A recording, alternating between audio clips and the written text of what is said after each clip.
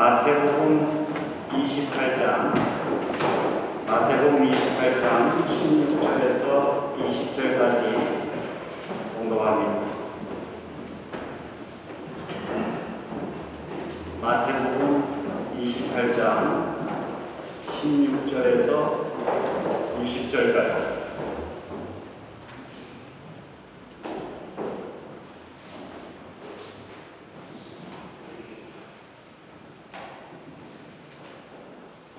열한 제자가 갈릴리에 가서 예수께서 지시하신 산에 이르러 예수를 배웠고 경배하나 아직도 의심하는 사람들이 있더라. 예수께서 나와 말씀하여 이르시되 하늘과 땅의 모든 권세를 내게 주셨으니 그럼 너희는 가서 모든 민족을 찾아가서 아버지와 아들과 성령의 이름으로 세례를 함께 읽겠습니다. 내가 너희에게 분부한 모든 것을 가르쳐 지키게 하라. 볼지어다 내가 세상 끝날까지 너희와 항상 함께 있으리라 하시니라. 아멘. 기도하시겠습니다.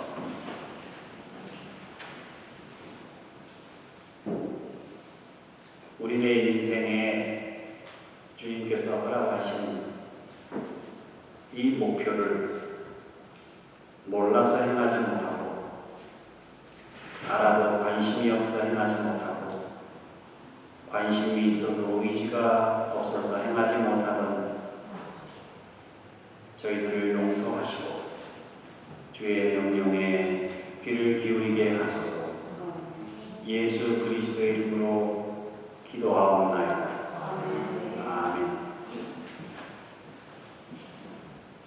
명령에 여러 가지 명령이 있지요. 지키지 말아야 할 명령이 있어요. 뒷골목에서 개구장이들이 놀다가 쫄병한테 여기 있는 구멍가게에 가서 과자를 좀 훔쳐오라. 그 명령을, 그 골목대장의 명령을 소중히 여기고 그 명령을 행한다면 어리석은 일이지요. 지키지 말아야 할 명령입니다. 지켜도 되고 지키지 않아도 되는 그런 명령도 있지요. 요새 하이브리드 비클이 유행입니다. 수소차인데 가스 사용을 줄이고 소음이 작아서 사용하는 분들이 많은데, 만약 어떤 환경단체에서 그 차를 구입하자 이렇게 결정한다면 형편이 되는 분들은 구입을 할 수도 있겠지만 형편이 안 되면 구입을 못할 수도 있겠죠. 지키면 좋겠지만 지키지 못해도 될 수 없는 그런 명령도 있어요. 우리 사회가 민주사회가 되면 될수록 이렇게 자발성을 요구하는 명령이 강제성을 가진 명령보다 더 많아집니다.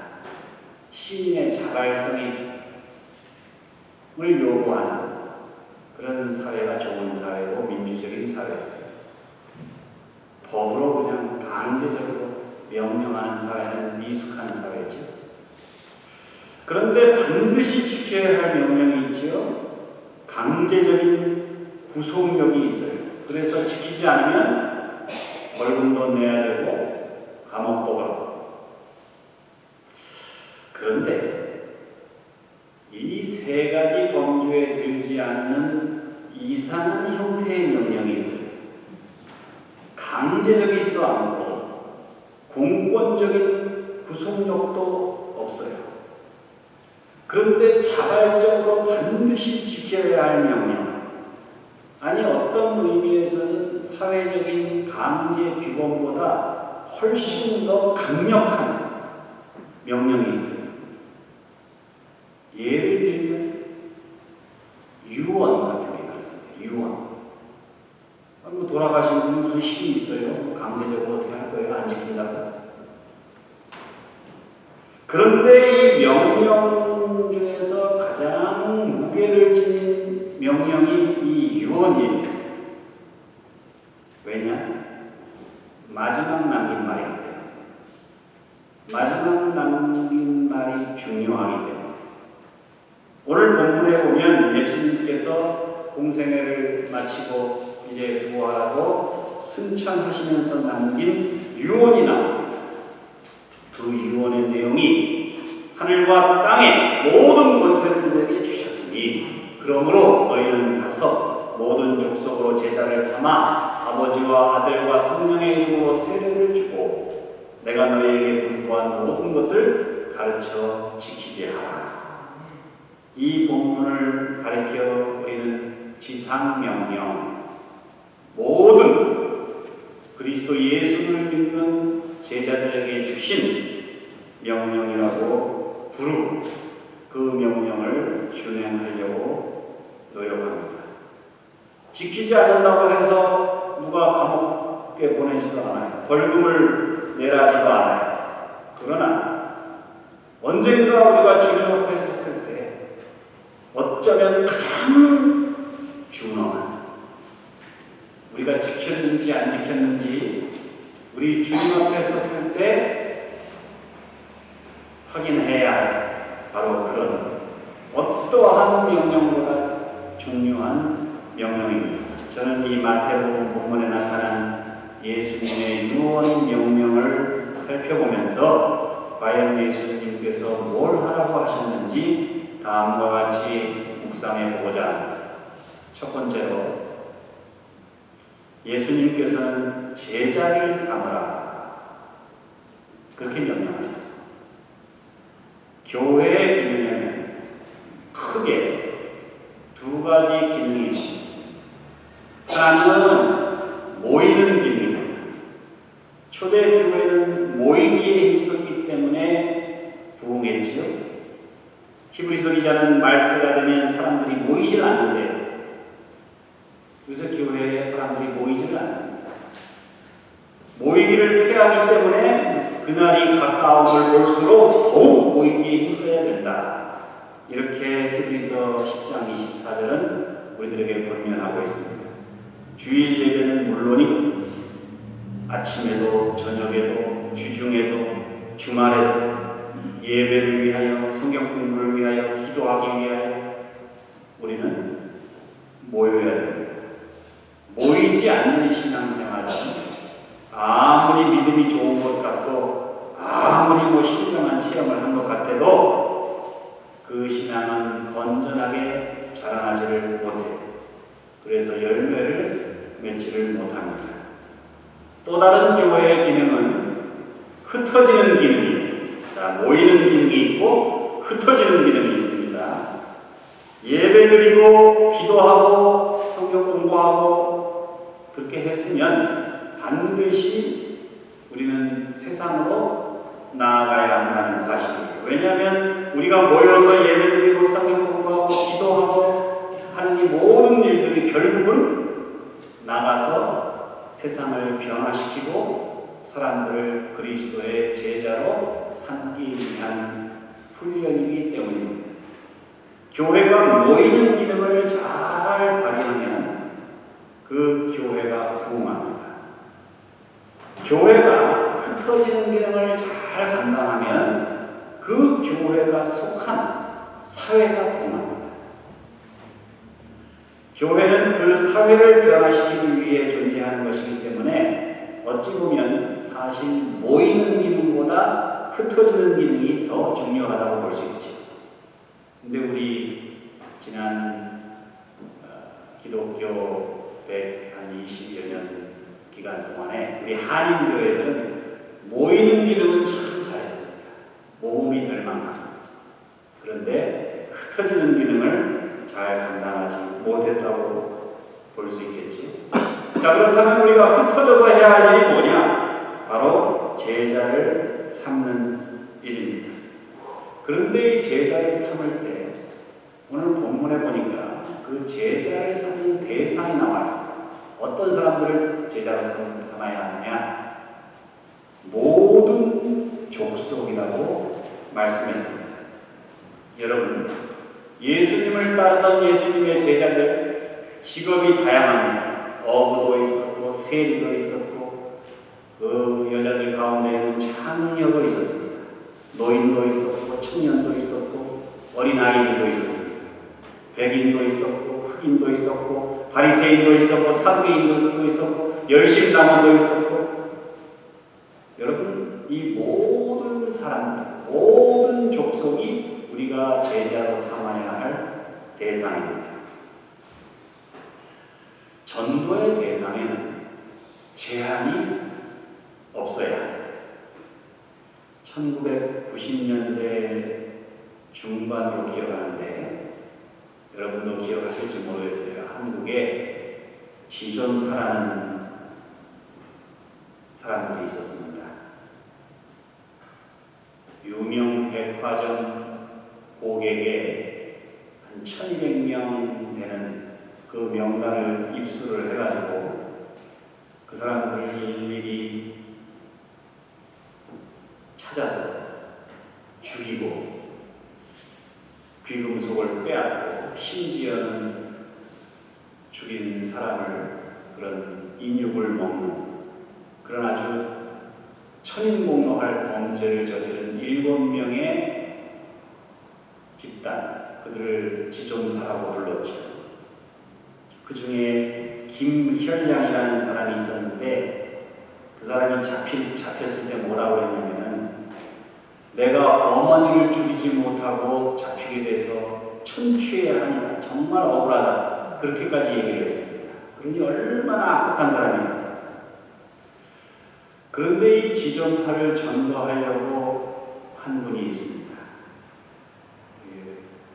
사랑의 교회 이재명 집사님이라는 분인데 이분이 책도 썼어요. 나중에 지존파를 어떻게 전도했는지. 이 이재명 집사가 이제 전도를 하려고 하는데 주변에서 다 말렸습니다. 아니 당신 교회에 얼마나 할 일이 많고 지역사회에 얼마나 가난한 사람들이 많은데 그렇게 악독한 사람들 전도해서 뭐하냐. 그런 사람들은 그냥 빨리 재판 무슨 재판이냐. 여론이 그랬습니다. 재판할 것도 없어. 그냥 빨리 죽이는 게 상책이에요.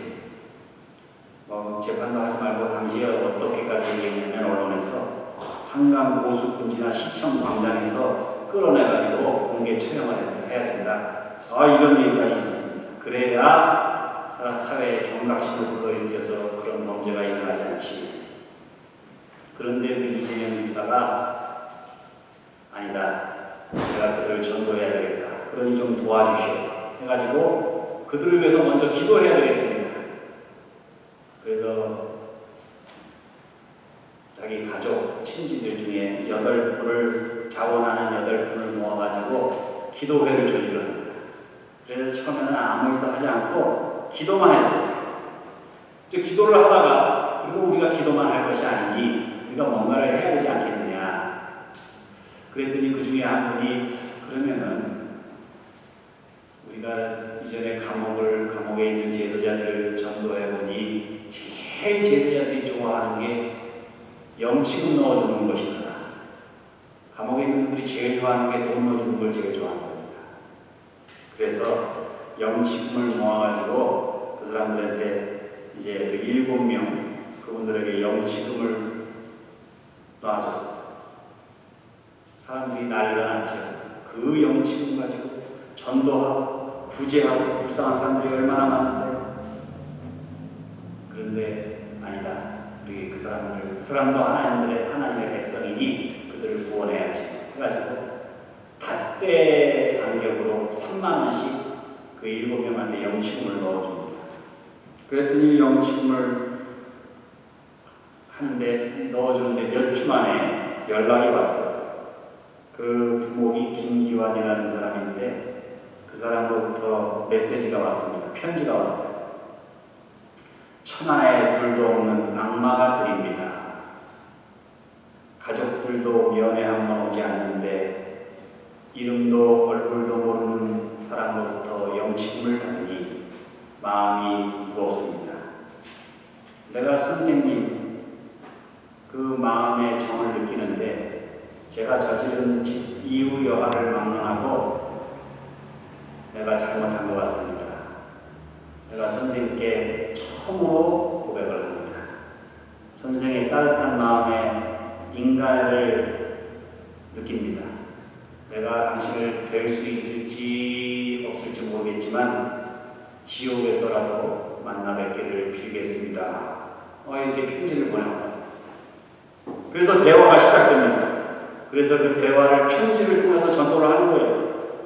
무려 32통의 편지를 주고받은 후에 전도가 됩니다. 그래서 예수를 주임으로 영접하고 그 감옥에서 변화를 받죠. 그 어머니를 죽이지 못해 억울하다는 김일량이라는 사람이 편지를 보내왔는데 하나님의 사랑은 너무 크고 넓어서 아무리 퍼내도 마르지 않는 샘물 같습니다. 예수님을 영접한 이 감옥은 저에게는 천국입니다. 이렇게 편지가 왔어요. 결국 1심, 2심 7명 전원에게 사형 판결이 내려지지요. 상고도 기각되고 사형이 확정됩니다. 그래서 사형이 확정되면 편지 왕래가 금지된답니다. 그래서 편지 왕래를 못했는데 마지막에 그 두목 김기환이라는 사람이 뭐라고 글을 보내왔냐면 남긴 글에 어머니 죄송합니다. 먼저 가는 부유자를 용서하십시오. 피해자와 그분들의 가족과 모든 분들께 정말 사죄를 드립니다.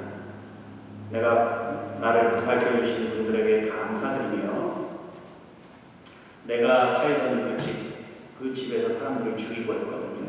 그 전남 영광군에 있는 그 집에 교회를 세워주시기를 간절히 바랍니다. 결국 그 7명 시신은 전부 다 종합병원에 시신을 기증하게 되죠. 그리고 그 범죄 아지트였던 영광군 불감면 금계리 81번지에 교회가 세워집니다. 그리고 그 김기환의 그 누나가 거기에 그 사형문도를 받고 죽은 사람을 기념해서 나무를 심지. 여러분, 우리는 이래서 전도하지 저래서 전도하지 못하고 이래서 안 되고 저래서 안 되고 저 사람은 전도해도 소용없고 이런저런 이유 때문에 우리는 전도하지 못합니다. 그러나 전도의 대상에는 제한이 없습니다. 우리가 전도하지 못할 사람은 없다는 얘기입니다. 예수님의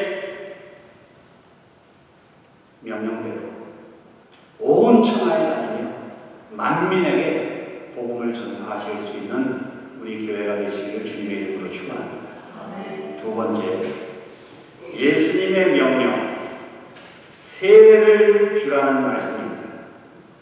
아버지와 아들과 성령의 이름으로 세례를 주고, 여기서 아버지와 아들과 성령의 이름 할 때 이 이름이 헬라어로 오노마라는 말인데 이것은 그의 인격과 품격과 존재의 총체성을 의미하는 그런 말입니다.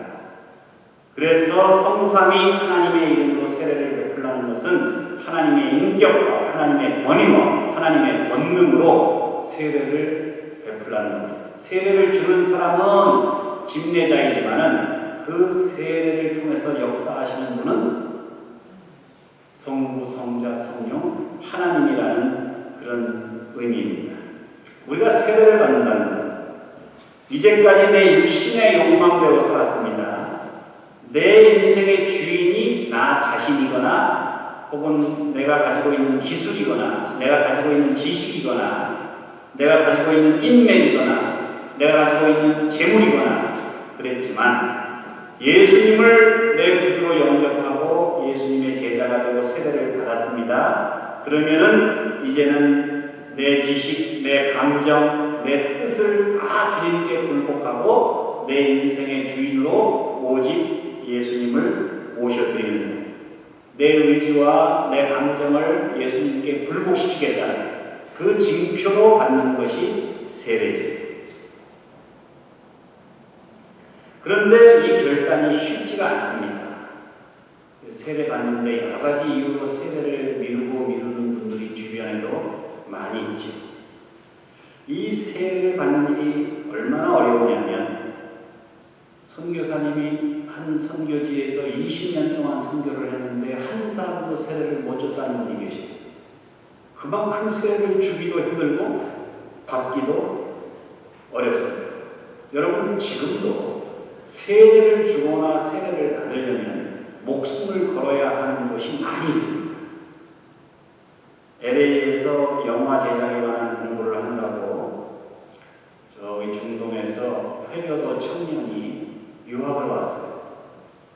그런데 이 청년이 아주 부잣집 아들이에요. 석유 유전을 갖고 있는 아주 부잣집 아들인데 유학한 지 6개월 만에 캠퍼스에서 어떤 목사님으로부터 성경을 건네받습니다. 그래서 이제 집에 가서 기숙사에 가서 성경을 읽었는데 성경을 읽은 지 3개월 만에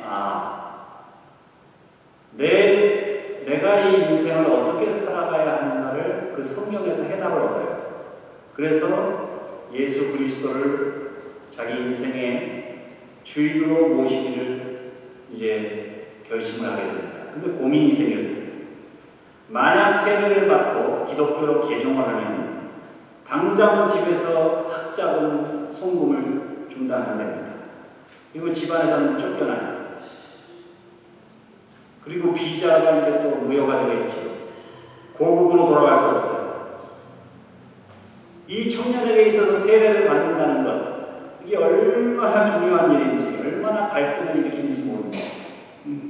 그래서 그 자기에게 성경을 가져다준 목사님을 찾아가서 내가 세례를 받고 싶은데 어떻게 하면 되겠습니까? 근데 이 목사님이 참 성숙한 분이죠. 좋은 분이에요. 서두르지 말고 곰곰이 생각해서 정말 하나님을 위한 일이 뭔지, 자녀의 인생을 정말 위해서 해야 할 일이 뭔지 심사숙고하고 결정하게 내가 당신에게 강요할 수는 없네. 이렇게 얘기를 했습니다. 그랬더니 그 청년이 몇 주간, 수주간 고민을 하다가 결국은 세례를 받기로 하고 이제 세례를 받게 됩니다. 예수 그리스도를 영접한다는 것, 예수 그리스도를 영접하게 한다는 것, 세례를 받는다는 것, 세례를 준다는 것, 여러분 이것이 얼마나 어렵고 목숨을 건 일인지 모릅니다. 아직도 이 지구상에 5,600 종족이 복음화율이 2%도 안 돼요. 아직도 예수 그리스도의 이름을 들어보지도 못하고 죽는 사람들이 엄청나게 많습니다. 이런 사람들을 우리는 미전도 종족이라고 부르는데 15억에 해당되는 사람들이 예수 그리스도의 복음을 전혀 들어보지 못하고 살다가 죽어가고 있다는 사실입니다. 그 중에 3,400여 종족은 성경을 번역한, 그들의 말로 번역한 성경이 없어요. 그리고 그들을 위해서 복음을 전하러 갈 사람도 없어요. 얼마나 비참한 일인지 모릅니다. 그런 곳에서 지금도 복음을 전하는 분들이 계시죠. 그분들을 위하여 더 많이 기도하고 더 많이 지원할 수 있는 우리 알라메다 장로교회가 되시기를 주님의 이름으로 축원합니다.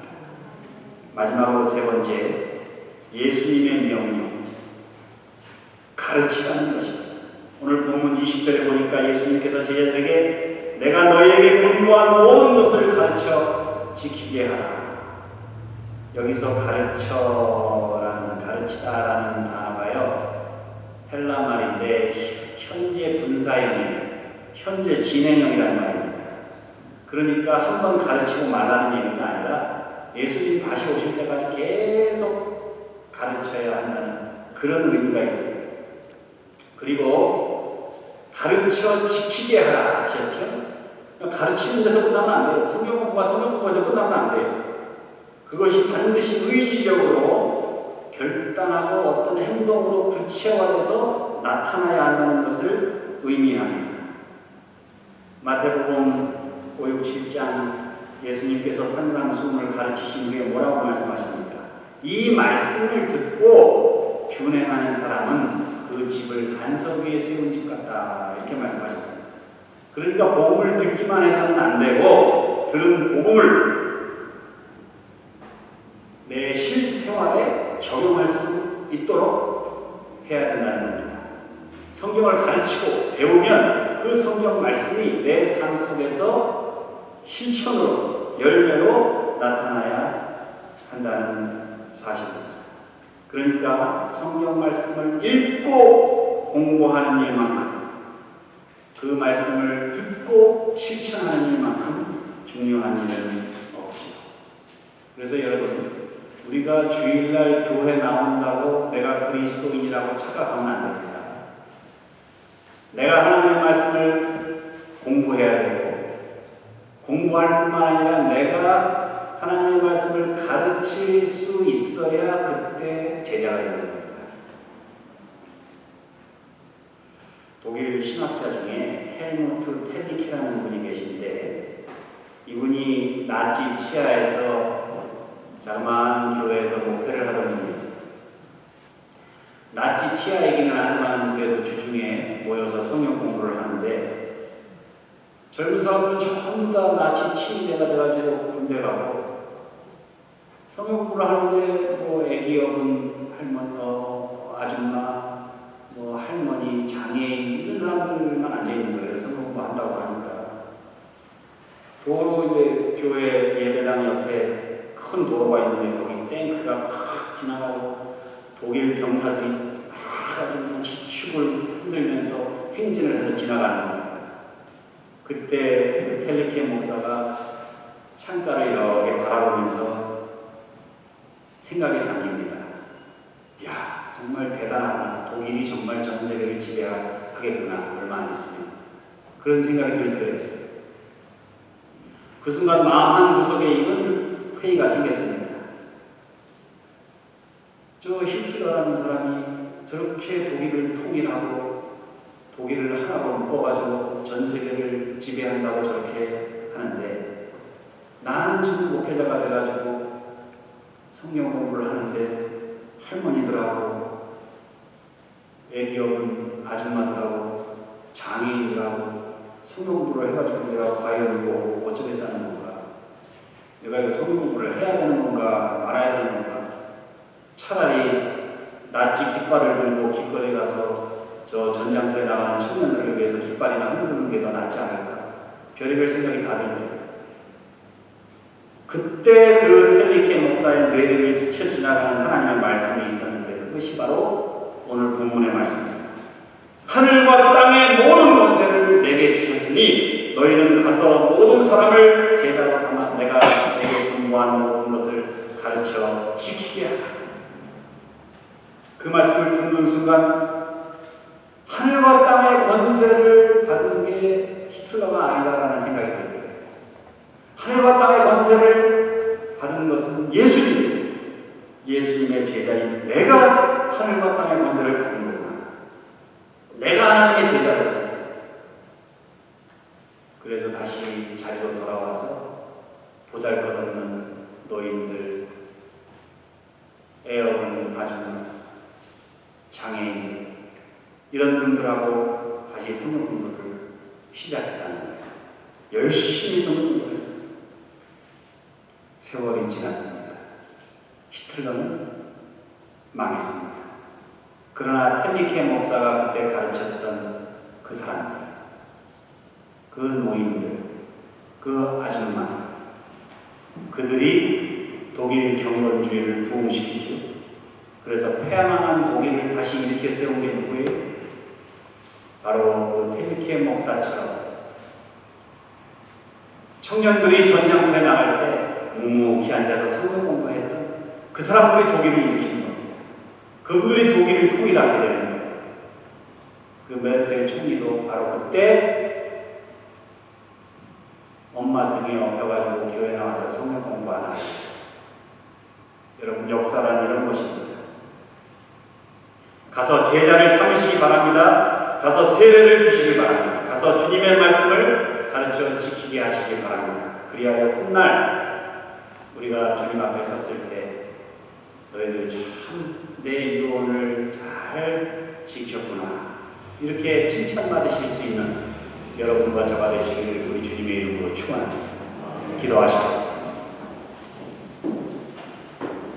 거룩하신 하나님, 저희들에게 주신 이 지상명령을 저희가 겸손한 마음으로 저희들의 삶이 다하는 그날까지